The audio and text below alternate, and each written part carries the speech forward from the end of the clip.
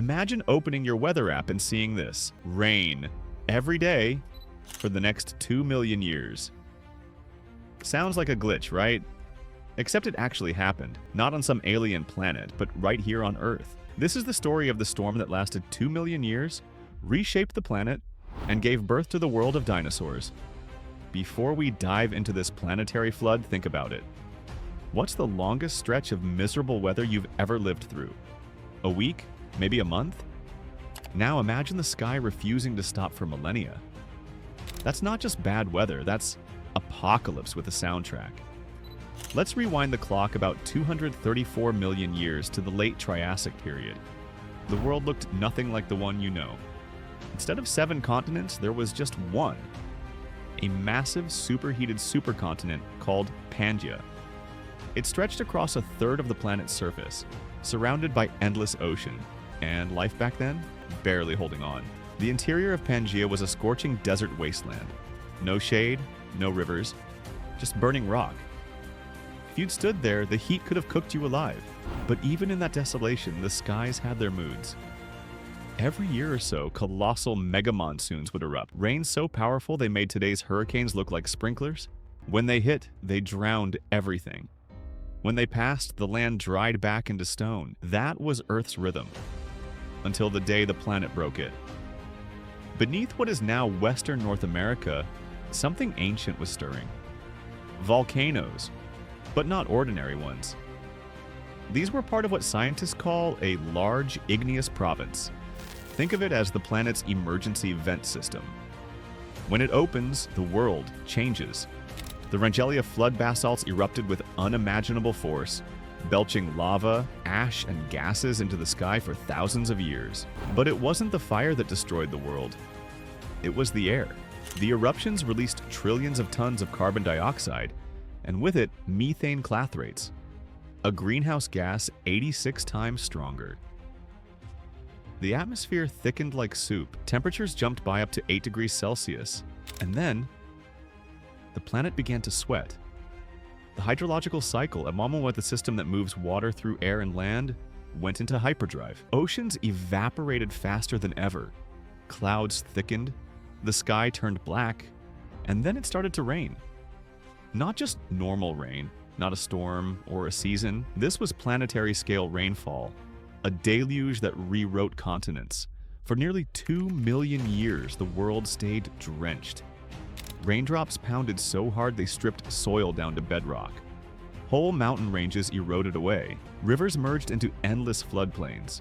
Vast deserts transformed into steaming wetlands. Rock formations from that era still bear the scars. Deep channels carved by torrents that never ceased. If you could travel back, you wouldn't see blue skies. You'd see a planet wrapped in storm clouds. This cataclysm has a name. The Carnian Pluvial episode. Pluvial meaning of the rain. It's one of the most chaotic chapters in Earth's history, and one of the least understood. Downpour didn't just soak the land. It rewrote life itself. Before the rain began, the world was ruled by survivors of the Great Dying, the largest extinction event of all time. Reptiles and early amphibians were clawing their way back, filling whatever ecological niches they could find. Then the rain came, and most of them disappeared again. Whole ecosystems collapsed under the flood.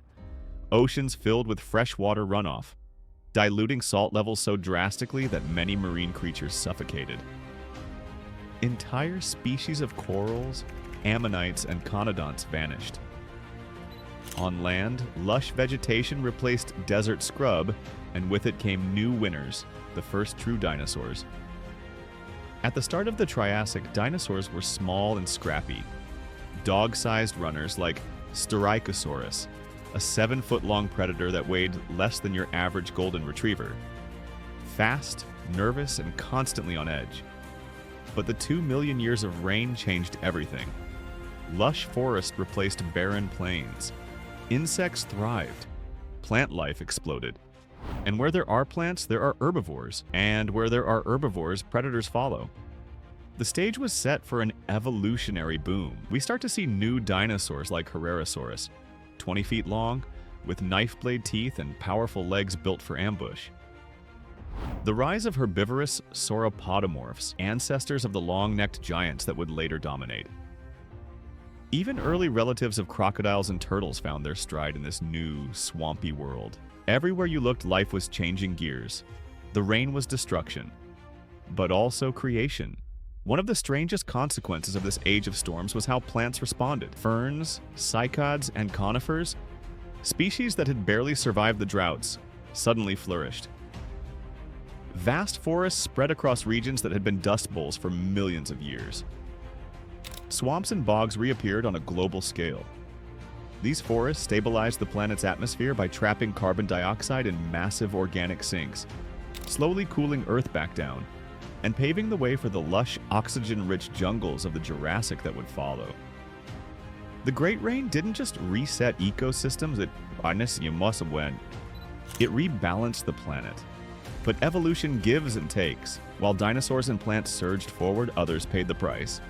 Rhynchosaurs, once dominant herbivores, couldn't adapt to the new, wetter ecosystems. Their food sources vanished beneath swamp forests. They starved and vanished. Marine life fared even worse. The oceans turned into toxic soups of decaying algae and freshwater floods. Creatures like ammonites and bryozoans suffered massive die-offs. The Carnian pluvial episode was in many ways a hidden extinction. Not as famous as the asteroid that ended the dinosaurs, but just as transformative. When the sky finally cleared, Earth looked nothing like before. The endless rains had ended the Triassic droughts, but what they left behind was a different world. Warmer, greener, and ready for giants.